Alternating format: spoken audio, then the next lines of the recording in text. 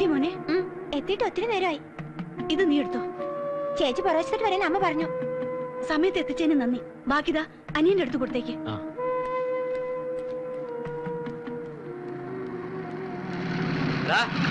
കൈ കാണിച്ച നിനക്ക് വണ്ടി നിർത്തിക്കൂടെ?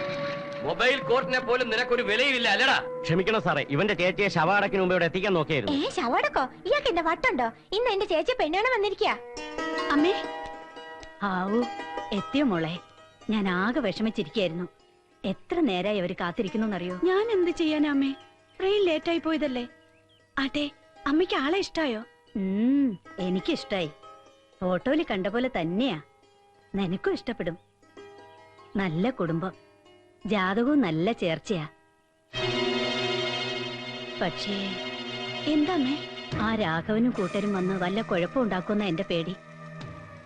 ഇതെങ്കിലും ഒന്ന് നടന്നു കിട്ടണേന്ന എന്റെ പ്രാർത്ഥന. രാഘവേട്ടൻ ഇപ്പോഴും ജയിലിൽ തന്നെയല്ലേ?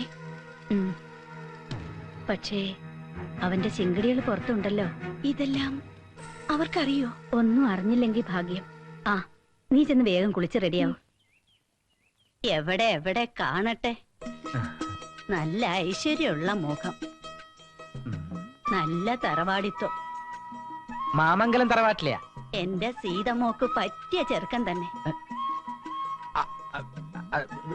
വല്യമ്മ, ഇതല്ല ചെറുക്കൻ, ചെറുക്കന്റെ കൂട്ടുകാരനാ, ഗോവിന്ദൻകുട്ടി.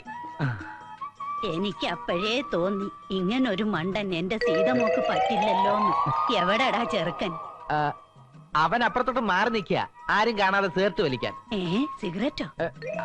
ഇല്ലല്ല, അവൻ സിഗരറ്റൊന്നും വലിക്കില്ല. ഈ പ്രകൃതി ഭംഗി ആസ്വദിക്കാൻ അപ്പുറത്തോട്ട് മാറി നിൽക്കുക. പിന്നെ മൂത്രവും. ആള് ഡീസന്റാ അല്ലേ? കറുത്ത പെണ്ണേ നിന്നെ കാണാഞ്ഞിട്ടൊരു നാളുണ്ട്, വരുത്തപ്പെട്ടേ ഞാനൊരു വണ്ടായി.